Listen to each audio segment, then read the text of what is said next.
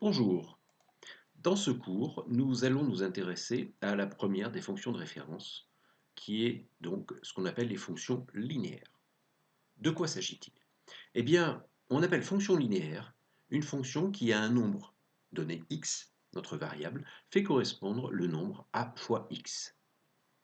Donc, en gros, cette fonction revient à multiplier la variable par un certain nombre que j'ai décidé d'appeler ici a.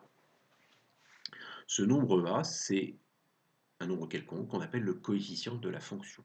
Si l'on regarde le schéma que nous avions déjà regardé pour illustrer les fonctions en général, eh bien ici, dans le cas d'une fonction linéaire, on connaît le processus, on connaît la règle de calcul, c'est simplement la multiplication par le nombre a.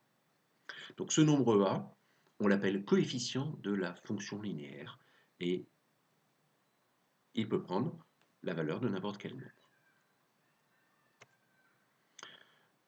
Une fonction linéaire, c'est donc une situation de proportionnalité. Les images sont proportionnelles aux antécédents puisqu'on les a simplement multipliées par un nombre a. Alors quelques exemples de fonctions linéaires.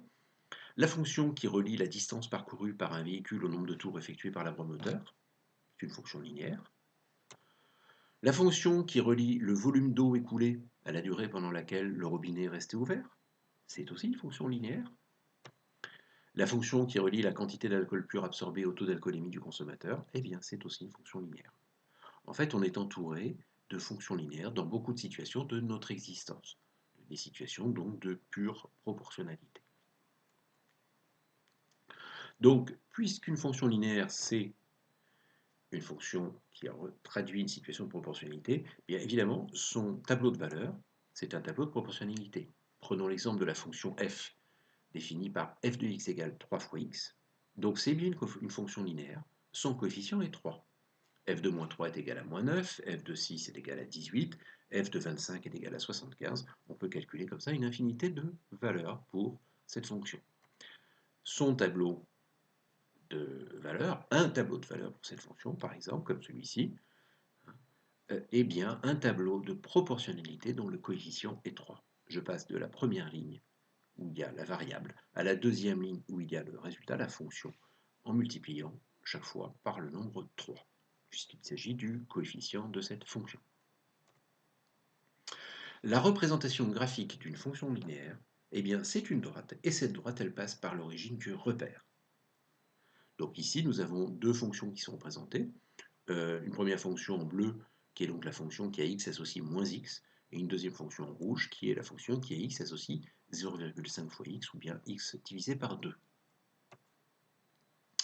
Pour tracer la représentation graphique d'une fonction linéaire, eh bien, il suffit donc de placer un point dont on sait qu'il appartient à la représentation graphique de cette fonction linéaire, et ensuite de tracer la droite passant par ce point et par l'origine du repère.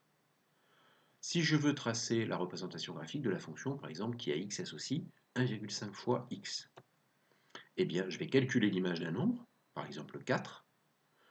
F de 4, c'est 6. Je vais placer le point de coordonnées 4, 6 dans le repère, je l'appelle par exemple A, et je vais tracer la droite qui passe par l'origine et par le point A, c'est bien la représentation graphique de f. Donc regardons ce que cela donne. On place le point A, et ensuite on trace la droite.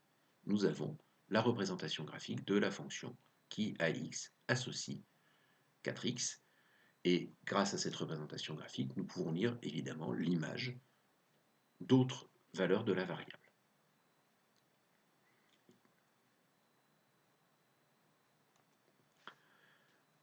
Une définition, le coefficient a de la fonction linéaire qui à x associe le produit de a par x est appelé coefficient directeur ou pente de la droite représentant la fonction f. Alors c'est une notion qui est très importante à retenir parce que en fait elle va déterminer eh bien, l'orientation de la droite qui représente cette fonction linéaire. En effet, si a est négatif, la pente est négative, et donc on pourrait dire que la droite descend. On dit, dans le langage des fonctions, que cette fonction est décroissante. C'est-à-dire que plus la variable est grande, eh bien plus son image est petite. Si a égale 0, la pente est nulle, la droite est confondue avec l'axe des abscisses. On dit à ce moment-là que la fonction est constante et elle prend toujours la valeur 0. Enfin, si a est positif, eh bien la pente est positive et la droite monte. On dit alors que la fonction est croissante.